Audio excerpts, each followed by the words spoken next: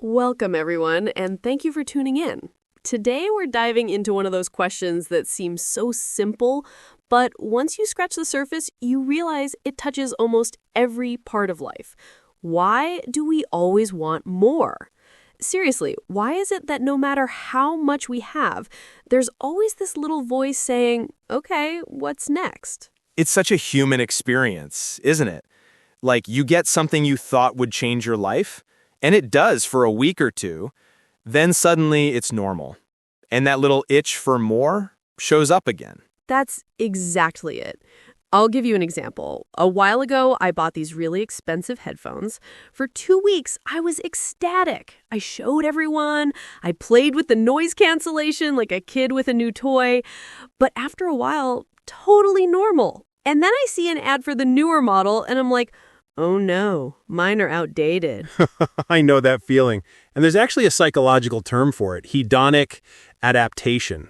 It basically means our brains are wired to get used to things really fast. Something that once felt special quickly becomes ordinary, and then we want something new. So we don't even enjoy the having part, it's the chasing part that excites us? Exactly. Dopamine, the chemical in our brain linked to motivation and pleasure, spikes when we anticipate something. When we dream about it, plan for it, count down the days, that's when we're high on excitement. But once we actually get it, dopamine levels drop. That explains why I sometimes enjoy tracking my Amazon package more than opening it. Exactly. You hit refresh on that tracking page, and your brain lights up. Then the box arrives, and within 2 days, it's just another thing sitting in your house. That feels so frustrating, though. Like, why would we be designed this way? Wouldn't it make more sense if we could just be satisfied? That's where evolution comes in. Imagine you're living thousands of years ago. You're in a tribe, hunting and gathering. If you thought, we have enough food, we're fine, then you might starve the next week when resources ran out. The people who always wanted more food, more security, more allies, those are the people who survived and passed their genes on. So my brain, when it's craving the new iPhone, thinks it's literally fighting for survival. Pretty much. Your brain hasn't updated its software in tens of thousands of years. It's still running the survival program, but instead of craving berries and shelter, it's craving likes on Instagram and the latest gadget. That's kind of hilarious and sad at the same time. It's both. But here's the thing, it's not inherently bad. That drive for more is what pushed humans to build civilization. If our ancestors had just been satisfied with caves, we wouldn't have fire, tools, art, or science. Dissatisfaction is the engine of progress. So it's like a double-edged sword. The same thing that gave us airplanes and smartphones also makes us miserable scrolling social media. Exactly. It's our greatest strength and our greatest weakness. So let's stay with this for a second. You're saying this restlessness is baked into our biology. Does that mean there's no way to escape it? Not entirely. It's like hunger. You can't eliminate hunger, it's part of being human. But you can learn to manage it, to understand it. The same goes for this craving for more. We can't delete it from our DNA, but we can become aware of it and decide how we respond. That makes sense, because sometimes I beat myself up for wanting more. Like, I'll think, why can't I just be grateful? Why am I greedy? And that's a really common reaction. But I think it helps to realize that it's not greed. It's biology. Your ancestors survived because of this. So instead of blaming yourself, you can say, okay, my brain is wired this way. Now, what do I want to do with that knowledge? I like that. It takes some of the guilt away. Exactly. It shifts the conversation from shame to strategy. You know, when you were describing the caveman brain, I pictured the scene. Like, someone in the tribe says, we've got enough berries, let's relax. And another person says, no, let's gather more, let's move to a safer cave, let's make sharper tools. And guess who survives the winter? Exactly. That restless person is the ancestor of all of us. The one that said enough probably didn't make it. So basically, I'm sitting here wishing I could be content, but the reason I even exist is because my great-great-great-great ancestors weren't content. That's the irony, yes. You're alive today because of dissatisfaction. That blows my mind. And it shows how powerful this trait is. It's not a bug, it's a feature. But like any feature, if you don't manage it, it can cause problems. So let's jump to today. Back then it was berries in caves. Now it's houses, jobs, cars.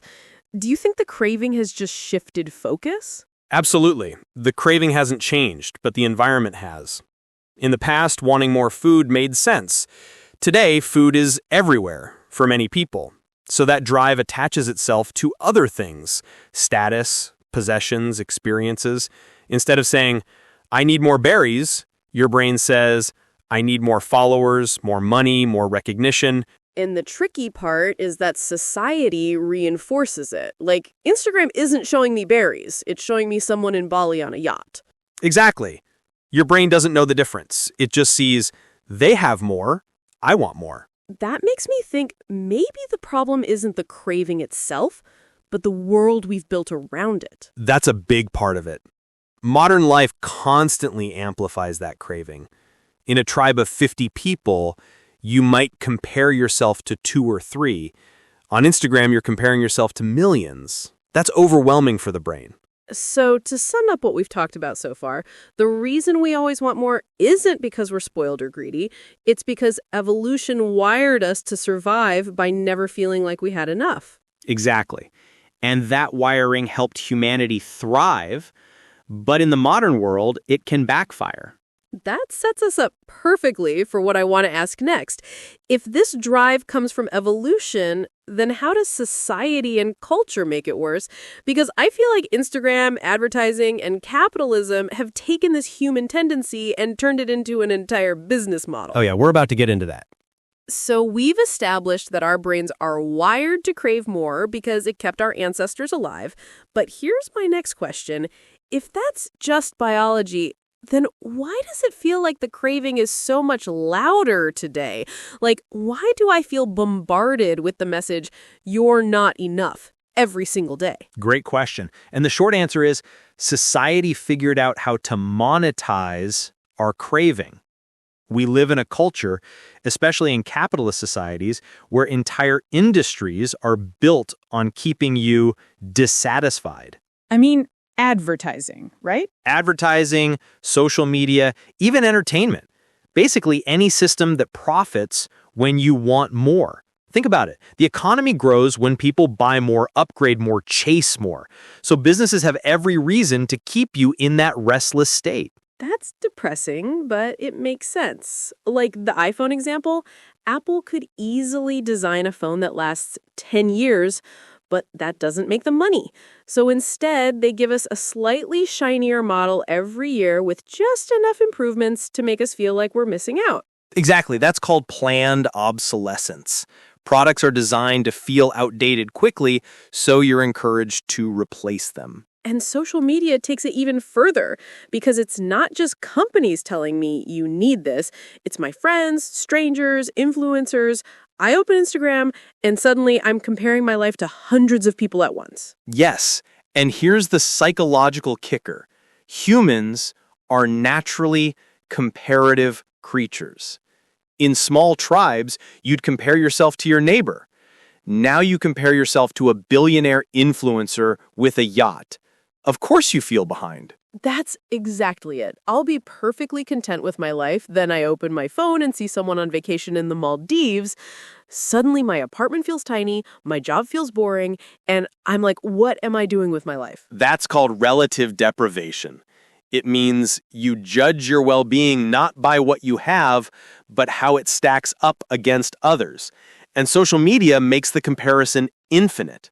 So even if I'm in the top 10% of the world in terms of wealth, I still feel poor compared to the top 1%. Exactly. And advertisers know this. They don't sell products, they sell lifestyles. They show you an image of someone who seems happier, healthier, cooler because of the product. And you think, if I buy this, I'll feel like that too. Oh, man, that explains so many of my purchases. Like, did I really need a smartwatch? Or did I just want to feel like the super fit guy in the ad? We've all been there. Let's talk about status for a second, because I feel like so much of this craving isn't about the thing itself, but what it says about me. Absolutely. Sociologists call this conspicuous consumption. Basically, we buy things to signal status to others. The fancy car, the designer bag, the big house, it's all about showing where you rank in the social hierarchy. So even if I don't consciously think, I want to impress my neighbor, part of me is doing exactly that. Yes, humans are social animals. In every culture, status matters. In some tribes, status came from hunting skills. In modern cities, status might come from your job title or the car you drive. The objects change, but the dynamic is the same. That explains why luxury brands exist. Like, logically, a $5 t-shirt and a $500 t-shirt cover your body the same way, but one signals status, so people crave it. Exactly.